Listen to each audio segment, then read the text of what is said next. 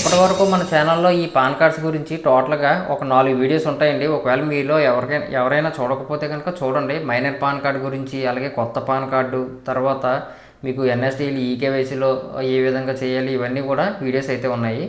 అయితే దీనిలో భాగంగానే ఇప్పుడు కరెక్షన్ గురించి అయితే అడుగుతున్నారనమాట మీలో చాలామంది. ఈ డాక్యుమెంట్ అప్లోడ్ ప్రాసెస్లో యూటీఐలో కానీ, లేదంటే NSDL palm login, steel city logins ఇవన్నీ వాడుతూ ఉంటారు. ఈ డాక్యుమెంట్ అప్లోడ్ ప్రాసెస్ మనం కరెక్షన్ ఏ విధంగా చేయాలి అని చెప్పేసి, అంటే మీరు పేరు మార్చాలనుకున్న, అడ్రస్ కానీ, ఫాదర్ నేమ్ కానీ, mobile number, email ID link చేయాలనుకున్న పాన్ కార్డుకి, అలాగే డేట్ ఆఫ్ బర్త్ మార్చాలనుకున్న, ఏది చేంజెస్ చేయాలన్నా సరే ఈ కరెక్షన్ అనేది ఇంపార్టెంట్ అనమాట. కరెక్షన్ పెట్టవలసి ఉంటుంది. దీనికి తగ్గ డాక్యుమెంట్స్ మామూలే యాజ్ పర్ ఆధారే మనం చేస్తాం. కాకపోతే డేట్ ఆఫ్ బర్త్ మార్చాలనుకున్నప్పుడు ఆధార్ కార్డు కాకుండా వేరే ఇతర ప్రూఫ్ అయితే ఖచ్చితంగా ఇవ్వాలి. మీరు నేమ్ కరెక్షన్ పెట్టినా ఇవ్వాలి. మీరు పాన్ కార్డులో ఏది కరెక్షన్ పెట్టినా సరే ఖచ్చితంగా ఆధార్ కార్డు కాకుండా డేట్ ఆఫ్ బర్త్ ప్రూఫ్కి ఇంకొక ప్రూఫ్ మనం అటాచ్ చేయవలసి ఉంటుంది అనమాట. అది కూడా నేను మీకు డెమోలో అయితే చూపిస్తాను. ఈరోజు మీకు నేను పిఎస్ఏ లాగిన్లో అయితే చూపిస్తాను. చాలామంది యూటీఐ పిఎస్ఏ లాగిన్ అయితే వాడుతూ ఉన్నారు కదా. అయితే ఇక్కడ చాలామంది అడుగుతున్న డౌట్ ఏంటంటే సింగిల్ లెటర్తో పాన్ కార్డ్ వస్తుందా అని చెప్పేసి. సింగిల్ లెటర్తో పాన్ కార్డ్ అనేది April 1 దాటిన తర్వాత మనకి తీసేశారండి. లేదు, సింగిల్ లెటర్ ఉన్నా సరే మనం అప్లై చేయొచ్చు. కొత్త పాన్ కార్డ్ అయినా అలాగే కరెక్షన్ అయినా, కానీ ఫుల్ నేమ్ మాత్రమే ఇస్తారు అందులో. ఇంతకుముందు మనకి సింగిల్ లెటర్తో పాన్ కార్డు మీద నేమ్ ఎలా కావాలని చెప్పేసి ఒక కాలం అడిగేవారు అనమాట. అంటే ఉండేది అందులో మనం యాజ్ పర్ ఆధార్ సింగిల్ లెటర్తో ఇచ్చేవాళ్ళమే, అలా వచ్చేది. కానీ ఇప్పుడు లేదు, అసలు ఆ ఆప్షనే తీసి పారేశారనమాట. కాబట్టి ఇప్పుడు సింగిల్ లెటర్ ఉందనుకోండి, ఎవరికైనా ఆధార్ కార్డులో సింగిల్ లెటర్ ఉంటే కనుక ఆ సింగిల్ లెటర్ బదులు మీరు ఫుల్ నేమ్ ఐటీడీఎల్ అంటే మీరు అప్లై చేసేటప్పుడు ఫుల్ నేమ్ ఇవ్వాలి. ఫస్ట్ లెటర్ మ్యాచ్ అయితే చాలు, కానీ పాన్ కార్డు మీద మాత్రం ఫుల్ నేమే వస్తుంది, సింగిల్ లెటర్ అయితే రాదనమాట. కాబట్టి ప్రజెంట్ ఇప్పుడున్న సిచ్యువేషన్లో మనం ఆధార్ కార్డులో సింగిల్ లెటర్ ఉంటే కనుక ఫుల్ నేమ్తో చేంజ్ చేసుకోవడం మంచిది ఆధార్ కార్డు.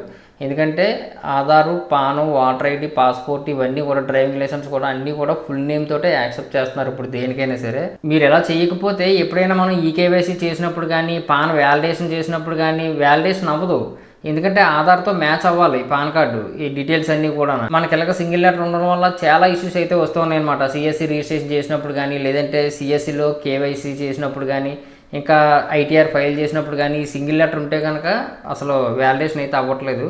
కాబట్టి ఫుల్ నేమ్ అయితే మీరు పెట్టేసుకోండి. ఆధార్ కార్డులో ఎవరికైనా ఉంటే కనుక మీరు ఆధార్ సెంటర్కి వెళ్ళి మార్పించేసుకోండి, అది బెటర్ అనమాట. అలాగే ఇంకొక విషయం, ఇక్కడ సింగిల్ లెటర్తో మీరు పాన్ కార్డు అప్లై చేసినప్పుడు మనకు ఫుల్ నేమే ఇస్తారు. కాకపోతే బయోమెట్రిక్ అనేది కంపల్సరీ అనమాట. ఈ ప్రాసెస్లో బయోమెట్రిక్ కూడా అడుగుతుంది, ఎప్పుడు సింగిల్ లెటర్ ఉన్నప్పుడు అనమాట. అదే ఫుల్ నేమ్ ఉంటే కనుక డైరెక్ట్గా మనం ఓటీపీ కానీ, బయోమెట్రిక్ కానీ ఏది పర్సన్ కూడా లేకుండా మనం డైరెక్ట్గా అప్లై అయితే చేసేవచ్చు. ఈరోజు మీకు ఫుల్ ప్రాసెస్ అయితే చూపిస్తాను. మీకు ఇందులో సిఎస్సి లాగిన్లో యూటీఐ చాలామందికి యాక్టివేట్లో ఉంటుంది, ఆ ప్రాసెస్ ఒకటే. అలాగే ఏజెంట్ లాగిన్స్ కూడా చాలామంది తీసుకున్నారు. PSA login, UTI PSA login అంటారు అనమాట. సేమ్ ప్రాసెస్ అయితే ఉంటుందండి, కొద్దిగా ఇంటర్ఫేస్ అయితే మారుతుంది. ఇక ఏమాత్రం లేట్ చేయకుండా మనం డెమోలోకి అయితే వెళ్దాం. అందుకంటే ముందు కొద్దిగా మన ఛానల్లో కొద్దిగా యాక్టివ్గా ఉండండి. ఎందుకంటే ఈ టెలిగ్రామ్ డీల్ ఛానల్ అయితే ఉంది కదా, అందులో మీకు ఎటువంటి అప్డేట్స్ వచ్చినా సరే అందులో మీకు పోస్ట్ అవుతూ ఉంటాయి. అలాగే ఈ అమెజాన్, ఫ్లిప్కార్ట్కి సంబంధించిన ప్రొడక్ట్స్ డిస్కౌంట్లో వచ్చినప్పుడు మీరు పర్చేజ్ అయితే చేసుకోవచ్చు. అలాగే మన ఛానల్లో రీసెంట్గా మనం వీడియోస్ అయితే పెడుతున్నాం కాబట్టి ఎవరైనా సబ్స్క్రైబ్ చేసుకోకపోతే కనుక చేసుకోండి. పూర్తిగా చూడండి. చూసిన తర్వాత ఏమైనా డౌట్స్ వస్తే కనుక కింద కామెంట్ సెక్షన్లో అయితే మెన్షన్ చేయండి. వీడియోని వస్తే ఖచ్చితంగా లైక్ చేయండి. అలాగే మన ఛానల్ మాత్రం సబ్స్క్రైబ్ చేసుకోవడం మర్చిపోవద్దు.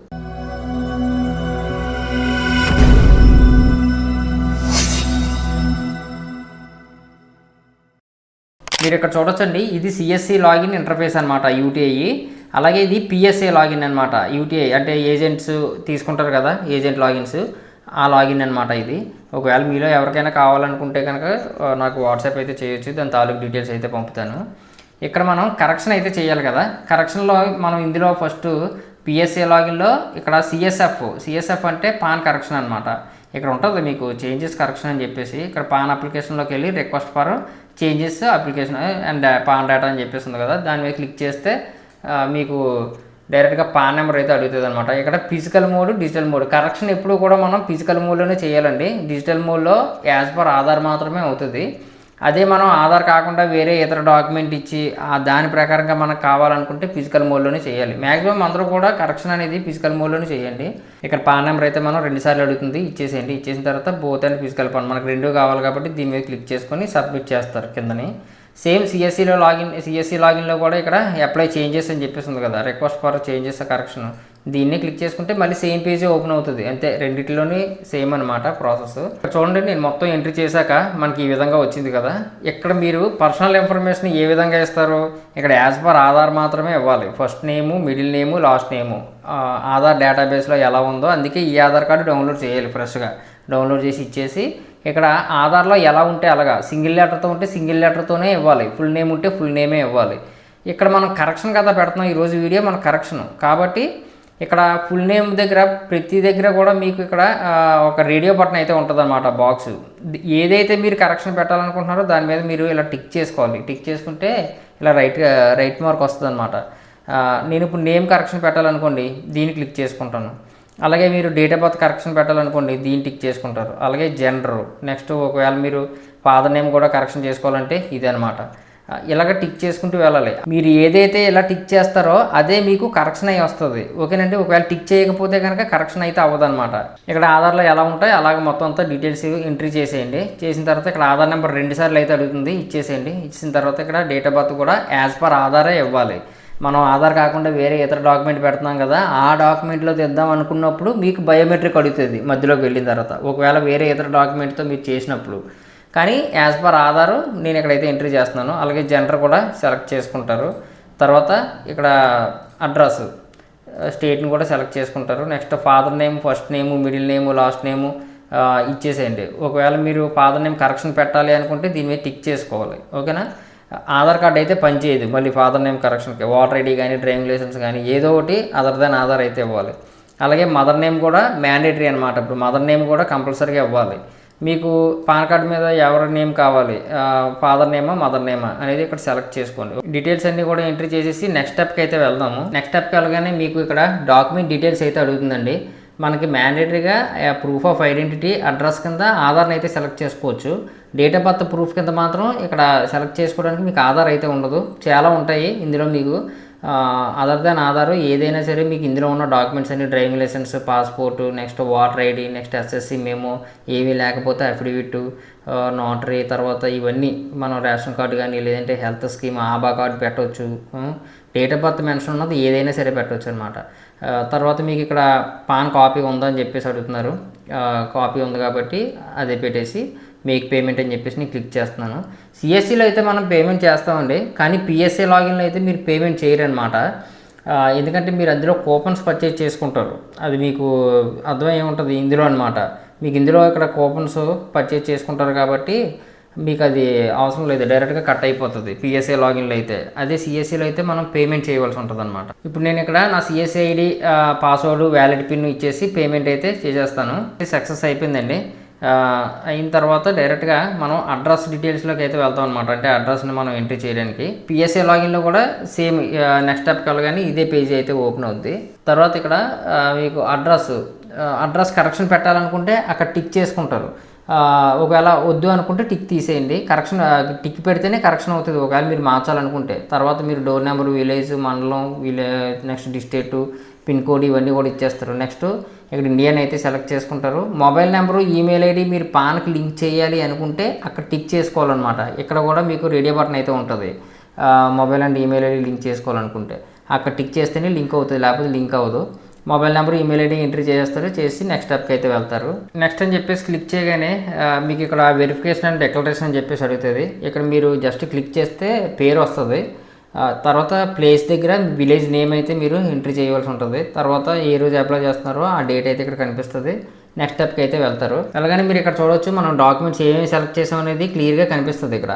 ఒకవేళ మీరు ఫాదర్ నేమ్ కూడా కరెక్షన్ పెడితే ఇక్కడ మీకు ఫాదర్ నేమ్ ప్రూఫ్ కింద కూడా ఏదో ఒకటి మనం ఇవ్వాల్సి ఉంటుంది. కానీ నేను ఫాదర్ నేమ్ ప్రూఫ్ అయితే పెట్టలేదు, ఓన్లీ నేమ్ ఒకటే నేను పెట్టాను అనమాట. ఓకేనా. ఇప్పుడు మనం ఏం చేద్దాం, సబ్మిట్ అయితే క్లిక్ చేద్దాం. సబ్మిట్ మీద క్లిక్ చేయగానే మనకి అక్నాలజ్మెంట్ అయితే జనరేట్ అవుతుందండి. ఇదనమాట. ఇది మీరు స్క్రీన్ షాట్ తీసుకోండి. తర్వాత మీరు స్టేటస్ అది చెక్ చేసుకోవడానికి పనిచేస్తుంది. ఎందుకంటే ఇందులో మీకు కూపన్ నెంబర్ అది ఉంటుంది కాబట్టి. తర్వాత ఇక్కడ మనం పీడిఎఫ్ని అయితే డౌన్లోడ్ చేయాలి. అంటే పాన్ అప్లికేషన్ అనమాట. అంటే మనకి మనం ఏ విధంగా మనం ఇప్పుడు ఫిల్ చేసామో ఆ విధంగా మనకి డైరెక్ట్గా ఫిల్ అయిపోయి వచ్చేస్తుంది. మనం మళ్ళీ పెన్ తోటి రాయకుండా ఏమి చేయకుండా అనమాట. డౌన్లోడ్ అయిన పాన్ అప్లికేషన్ అయితే ఇదండి. దీని మీద మీరు 2 ఫొటోస్ అయితే అంటించాలి, లెఫ్ట్ రైటును. నెక్స్ట్ మీరు లెఫ్ట్ సైడ్లో ఉన్న ఫోటోలో దాని మీద క్రాస్గా సిగ్నేచర్ చేయించాలి. నెక్స్ట్ రెండో పేజీలో అడుగు భాగాన సిగ్నేచర్ అయితే చేయించాలన్నమాట. సిగ్నేచర్ 2 ఫోటోలు అదనమాట. ఇంతకు ముందు ఏంటంటే మనకి ఈ రైట్ సైడ్లో ఉన్న ఫోటో కింద మనకి సిగ్నేచర్ పెట్టమనేవారు, కానీ ఇప్పుడు తీసారనమాట ఏప్రిల్ 1 నుంచి. ఓకేనా.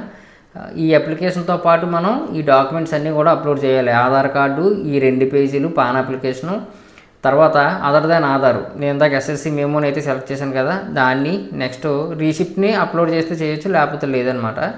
ఈ విధంగా మనం అవన్నీ కూడా ఒకటే పీడిఎఫ్ చేసేసి డైరెక్ట్గా డాక్యుమెంట్ అప్లోడ్లోకి వెళ్ళి అప్లోడ్ చేసేయాలి. ఇక చూడండి, ఫైల్స్ అన్నీ కూడా నేను మర్జ్ చేయడానికి ఐలవ్ పీడిఎఫ్ అనే సాఫ్ట్వేర్ని అయితే ఉపయోగిస్తాను అనమాట. ఈ వీడియో కింద డిస్క్రిప్షన్లో మీకు ఈ వెబ్సైట్ లింక్ పెడతాను, ఇది ఉపయోగించండి.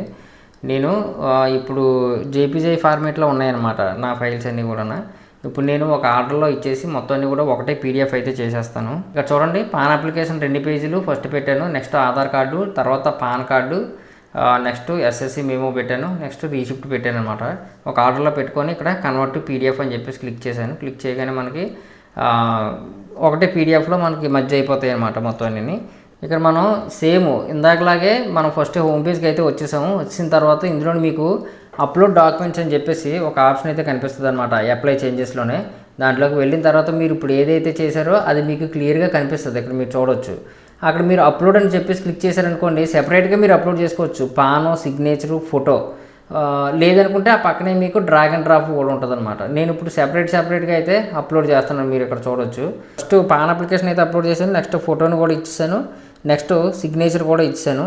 ఈ సిగ్నేచరు, ఫోటో మీరు క్రాప్ చేయడం పాన్కి ఎలాగో తెలియకపోతే ఈ వీడియో కింద డిస్క్రిప్షన్లో లింక్ పెడతాను చూడండి. నెక్స్ట్ అవన్నీ కూడా అప్లోడ్ అయిపోయిన తర్వాత సబ్మిట్ అని చెప్పేసి క్లిక్ చేస్తే డాక్యుమెంట్ అప్లోడ్ సక్సెస్ఫుల్ అని చెప్పేసి వచ్చింది. ఒకవేళ మీరు సెపరేట్గా అప్లోడ్ చేసుకోలేను అనుకుంటే ఇక్కడ డ్రాప్ అండ్ అప్లోడ్ అని చెప్పేసి ఉంటుంది. దాని మీద క్లిక్ చేసుకుంటే ఇక్కడ మీకు ఈ విధంగా ఓపెన్ అవుద్ది.